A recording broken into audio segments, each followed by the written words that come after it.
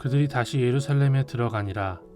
예수께서 성전에서 거니실 때에 대제사장들과 서기관들과 장로들이 나와 이르되 무슨 권위로 이런 일을 하느냐? 누가 이런 일을 할 권위를 주었느냐? 예수께서 이르시되 나도 한 말을 너희에게 물으리니 대답하라. 그리하면 나도 무슨 권위로 이런 일을 하는지 이르리라. 요한의 세례가 하늘로부터냐 사람으로부터냐? 내게 대답하라. 그들이 서로 의논하여 이르되 만일 하늘로부터라 하면 어찌하여 그를 믿지 아니하였느냐 할 것이니 그러면 사람으로부터라 할까 하였으나 모든 사람이 요한을 참 선지자로 여김으로 그들이 백성을 두려워하는지라.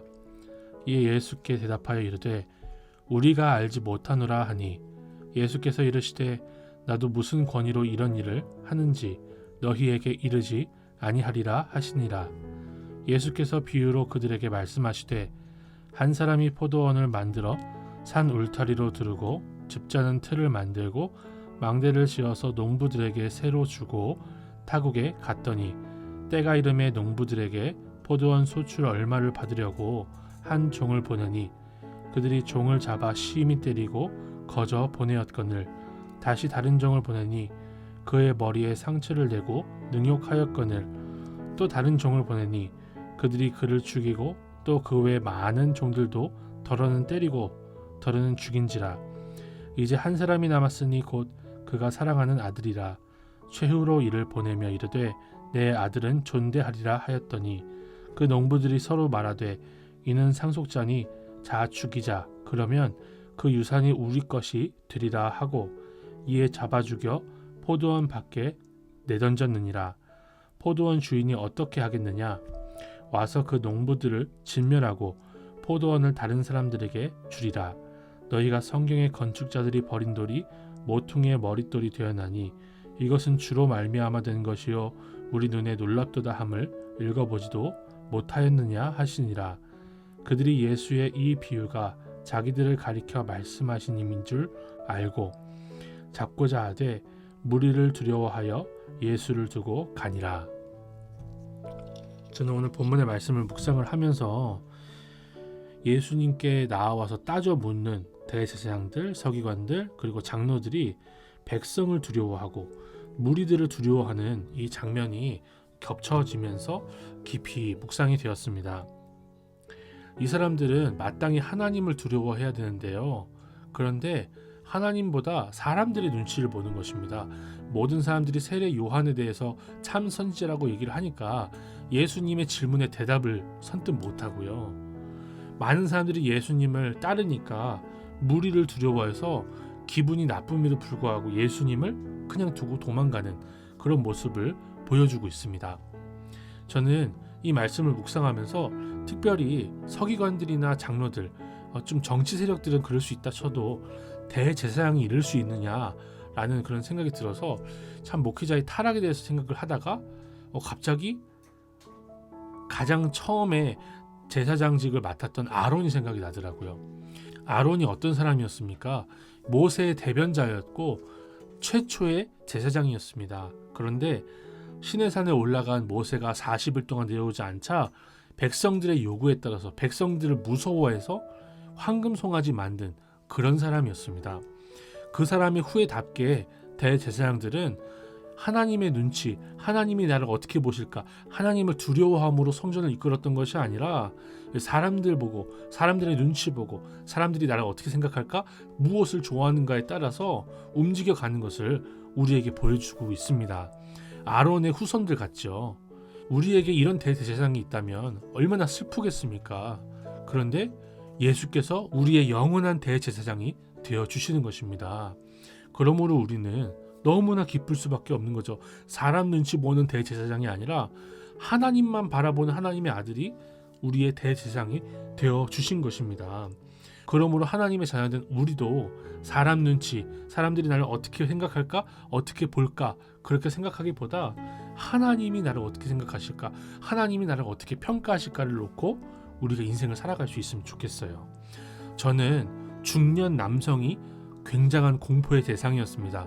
중년 남성분들이 저한테 무슨 일을 안 하셔도 굉장히 그분들이 있다는 것 자체로 공포에 질려 있었어요. 어렸을 때 이 중년 남성에 의해서 제가 좀 이렇게 트라우마가 될 만한 그런 사건을 경험했거든요. 그러다 보니까 굉장히 사람 눈치 보고 두려워하고 그런 사람이었습니다. 근데 주님 만나고 나서 하나님이 저를 훈련시키는 과정 가운데 제가 자라온 교회 담임 목사님을 통해서 훈련을 받게 하시고 또 그 교회 부 목사님을 통해서 훈련을 받게 하시고 굉장히 강한 어조로 저를 훈련을 하시거든요. 또 제가 군 생활을 연장하면서 사단 본부에서 주임 원사님을 통해서 굉장히 많이 꾸중을 듣고 힘들었습니다. 그런데 제가 전역할 때 주임 원사님이 저를 꼭 끌어안고 고생했다고 해주시더라고요. 하나님이 그런 경험들을 하게 하시면서 저의 두려움을 조금씩 해결해 나가시는 것을 제가 경험을 했어요. 사람을 두려워하는 제가 아니라 정말 하나님 앞에서 한 사람의 목회자로서 사람들의 영혼을 볼 수 있는 그런 훈련을 주님께서 시키시고 준비를 시키신 것이 아닌가라는 생각을 해볼 수가 있었습니다. 정말 하나님 앞에서 오직 하나님만 두려워하며 사람들을 긍휼하게 여길 수 있는 그런 제가 되기를 간절히 소망합니다. 10대에 다른 사람들이 나를 어떻게 볼까를 많이 생각한대요. 그런데 하나님의 자녀된 우리는 하나님이 나를 어떻게 생각하실까를 더 많이 고민하며 이 중요한 시기를 보낼 수 있기를 소망합니다. 또 저는 분명하게 알아들었으나 하나님 앞에 회개하지 않는 이 대제사장들, 서기관들, 장로들을 볼 수가 있었어요. 비교가 되는 사람들이 있는데 12제자들입니다. 12제자들은 예수님의 비유를 하나도 그 자리에서 알아듣지를 못해요. 그래서 집에 들어가서 예수님께 그 비유의 뜻을 물어보는 게 12제자의 일상이었습니다. 3년 동안을 그렇게 했습니다. 그런데 제사장들, 서기관들, 장로들은요, 예수님이 말씀하실 때 그 비유가 자기들에 대한 것이라는 것을 단박에 알아들었어요. 이렇게 알아들었는데도 불구하고 회개하지를 않고 기분만 나빠하고 어떻게 예수님을 죽일까 하는 것이죠. 우리가 단박에 깨닫고 빠르게 깨닫지 못하더라도 조금 느리더라도 주님 붙들고 회개하는 삶이 복이라는 것을 생각해 볼 수 있는 것입니다. 저도 큐티가 잘 안 되고 큐티하기 싫을 때도 있고 잘 깨달아지지 않을 때도 있습니다. 이 대제사장들, 서기관들, 장로님들처럼 많이 공부하고 성경을 달달달달 외워서 바로 비유를 깨닫지 못합니다. 저도. 그런데 조금 느리더라도 조금 오래 걸리더라도 주의 말씀을 깨닫고자 무릎 꿇고 주님의 말씀이 깨달아지는 대로 회개하며 순종하며 그렇게 사는 복된 인생이 되기를 간절히 소망합니다. 하나님 아버지, 우리가 종교 지도자들처럼 많은 사람들을 두려워하기보다 우리 주님만 두려워하게 하옵소서. 사람들의 눈치를 보고 다른 사람들이 나를 어떻게 생각할지를 두려워하기보다 주님이 나를 어떻게 보실지를 더욱 깊이 고민하는 우리의 하루가 되게 하옵소서. 바로 깨닫지 못하고 빠르게 알아듣지 못하지만 느리더라도 한 걸음 한 걸음 주의 말씀을 묵상하며 깨닫게 하시는 대로 순종하며 감사하는 우리가 되게 하옵소서. 예수님의 이름으로 기도드립니다. 아멘.